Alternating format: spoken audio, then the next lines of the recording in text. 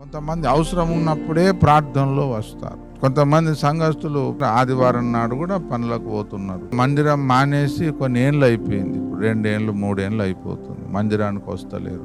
నాకు ఎదురయ్యారు. ఇక్కడ ఎదురవుతే నేను అడిగాను, అమ్మ మీరు ఆదివారం లేదు సోమవారం లేదు ఇష్టం ఉన్నట్టు పనికి పోతున్నారు కదా, ఒక చిన్న అనారోగ్యం పెడతాడమ్మా దేవుడు, తట్టుకుంటారా మీరు? లక్షలు లేస్తాయి, లక్షలు పోతాయమ్మా, మీరు సంపాదించిందని ఏం చేస్తారమ్మా? నీళ్ళలో పోసినట్టు అవుతుంది. మంచి ఆరోగ్యం ఇచ్చిండని ఆదివారం లేకుండా సోమవారం లేకుండా మీరు పరుగులు తీస్తే ఇప్పుడు ఎవరిని మృంగుదునా అని డాక్టర్లు వంచున్నారు. చిన్న జాలు దాంట్లో మళ్ళకు భయం, మళ్ళా చిన్న తలకాయ నొప్పి వస్తుంది, ఎందుకు తలుపులు వస్తుంది, లోపల ఏమైనా ట్యూమర్ ఉందా, ఏం అనుమానం అమ్మా?